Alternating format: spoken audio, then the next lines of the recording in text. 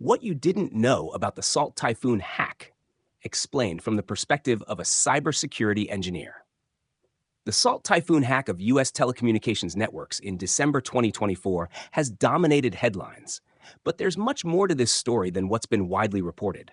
For cybersecurity engineers, this breach isn't just a wake-up call. It's a stark lesson in the vulnerabilities of modern networks and the sophistication of state-sponsored cyber operations. Let's dive into some lesser-known aspects of the Salt Typhoon hack. 1. They exploited network weak points you rarely hear about. Most coverage has focused on how Salt Typhoon accessed sensitive data, but the methods they used to infiltrate networks tell a deeper story. While zero-day exploits get attention, Salt Typhoon also targeted misconfigurations in telecommunications infrastructure, specifically outdated protocols like SS7 and Diameter. These are the backbone technologies that enable global phone communications. These protocols were never designed with cybersecurity in mind, and despite being decades old, they are still widely used. Salt Typhoon's ability to exploit them highlights the challenges of securing legacy systems in industries that rely on stability and interoperability over cutting-edge upgrades. 2. They use the telecom company's own tools against them. A key aspect of Salt Typhoon's strategy was their use of legitimate tools already embedded in telecom systems. This included network monitoring software and diagnostic utilities. By leveraging these tools, they not only avoided detection, but also gained deep access to internal operations. For engineers, this tactic is particularly chilling. It emphasizes the need for behavioral analytics and strict monitoring of administrative tools, even those considered essential for day-to-day operations. 3. The hack extended beyond data theft. What most people don't know is that the Salt Typhoon breach wasn't just about stealing call records or text messages. Evidence suggests the hackers were conducting reconnaissance for future operations. They mapped out network topologies and identified critical infrastructure points. This suggests that the operation had a dual purpose: immediate espionage and preparation for potential sabotage.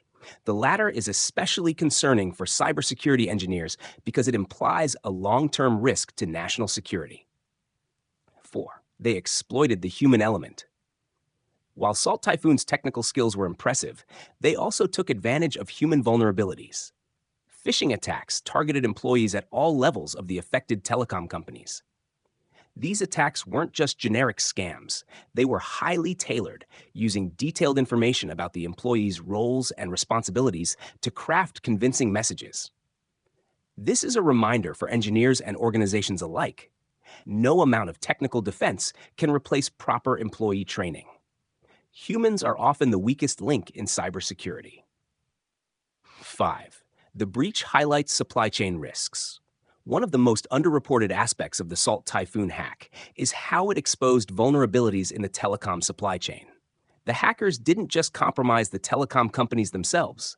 They also targeted third-party vendors and contractors who provided hardware, software, and services to these companies. For cybersecurity engineers, this highlights the importance of securing the entire supply chain. It's no longer enough to secure your own systems. You also need to evaluate the security practices of every partner and vendor you work with. 6. It's a warning about passive threat monitoring. The telecom companies affected by the breach relied heavily on passive threat monitoring systems, tools that detect anomalies but don't actively stop threats. Salt Typhoon's use of legitimate tools and their ability to blend into normal network activity rendered these systems almost useless.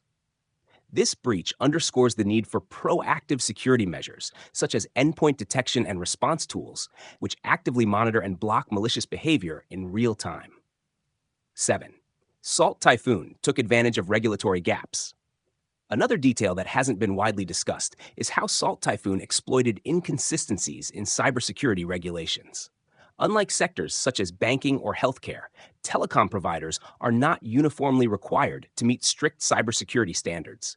This regulatory gap gave Salt Typhoon an opening to exploit weaker systems without facing the same level of resistance they might have encountered in other industries. The bigger picture. The Salt Typhoon hack isn't just about what they did, it's about what it means for the future. As cybersecurity engineers, we see this as a tipping point. It's a stark reminder that securing modern networks requires a multi-layered approach, from technical defenses and real-time monitoring to addressing legacy vulnerabilities and improving employee awareness. Most importantly, this breach highlights that cybersecurity isn't just a technical issue. It's a strategic priority. It affects not only companies, but also national security and the global economy. Comment for topics you want us to cover. Subscribe to keep learning.